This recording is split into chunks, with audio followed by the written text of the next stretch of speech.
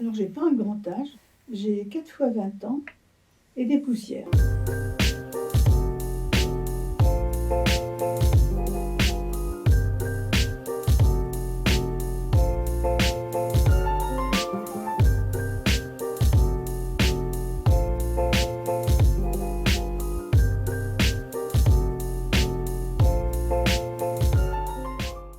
Selon les circonstances, je prends en compte les 2 fois, les 2 premières fois 20 ans.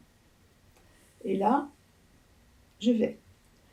Quand je souhaite m'asseoir dans l'autobus ou des choses comme ça, je dis bonjour, vous voulez bien me laisser votre place? Et oui, oui, madame, bien sûr, on me laisse la place.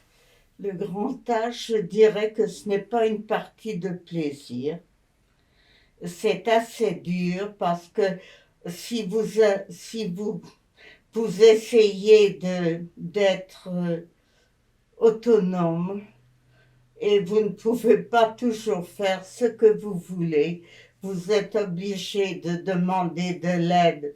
Je me sens moins libre, plus dépendante.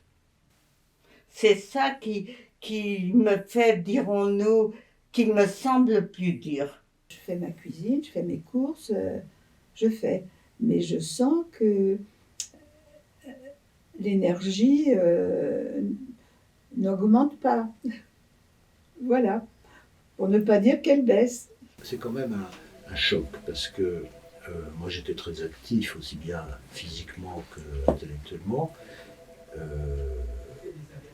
Maintenant il faut arrêter un certain nombre de choses que je faisais auparavant. Je voyageais beaucoup, bon, je peux encore le faire, mais je déplaçais beaucoup à vélo aussi. Maintenant je peux plus. J'étais obligé de vendre ma voiture aussi parce que je ne peux plus m'en servir. Donc il y a une coupure.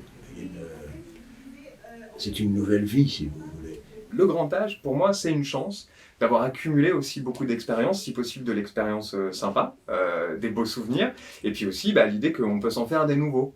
Mais en revanche, c'est aussi lié au vieillissement du corps, des organes un par un, mais du corps d'une manière générale. Donc c'est aussi lié à des limitations fonctionnelles, et quelque part, il faudrait que ça aussi, ça reste une chance, parce que les limitations fonctionnelles, elles sont aussi l'occasion de rencontres. Il y a besoin de communiquer. Il y a des gens, moi je me rappelle d'une personne qui me parlait, et elle me faisait tout répéter. Et à la fin, elle me dit, avec une voix rauque, c'était une dame, elle me dit « Timothée ». Elle me dit « J'avais compris, hein, mais c'était pour papoter ». Elle me dit ça, tout simplement. On s'habitue, vous savez. On s'habitue à tout. D'abord, j'ai des petits oiseaux. En ce moment, ils font la grève, ils ne chantent pas. Mais d'habitude, ils chantent. Donc, j'aurais adoré avoir un chien. J'adore les chiens. Mais il faut le promener. On ne peut pas rendre un animal malheureux. Et moi, je n'ai pas le droit de sortir seule. C'est la solitude qui me pèse. Voilà. Et j'accepte que ce soit comme ça, j'accepte. Mais c'est la solitude, voilà. J'ai tombé les jours, je n'ai pas pu me relever chez moi. Mais c'est là l'intérêt d'être en bon contact avec les voisins. Le voisin du dessous, un jeune couple, il m'a entendu tomber, il est monté, mais il a frappé, et moi je ne pouvais pas me relever. Et je n'avais pas mon téléphone avec moi. On ne peut pas vivre sans prendre en compte tout le reste et tout l'environnement. Donc c'est ça qui ne me déplaît pas dans ce coin de Paris, c'est qu'il y a des contacts et des relations, quelques-unes quand même. On n'est pas dans des secteurs complètement séparés et s'il y a un problème, on peut s'entraider.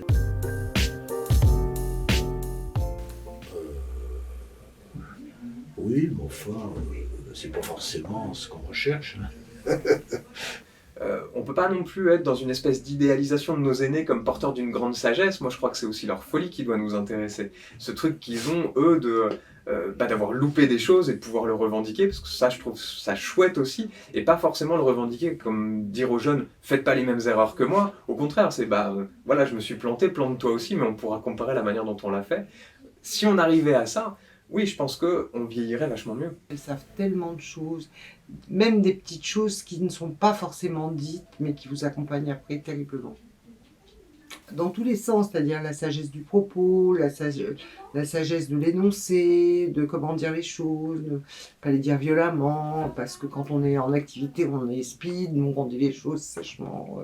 Par exemple, maman voulait absolument m'apprendre toutes ses recettes de cuisine, et moi je détestais cuisiner parce que j'étais une femme très active. Et maintenant, bon, que je suis à la retraite, j'adore cuisiner, et du coup, je cuisine avec maman dans ma tête tout le temps. Dirons-nous, je suis plus calme maintenant, j'accepte les choses qui se présentent et je me dis que bientôt je retrouverai tous les miens.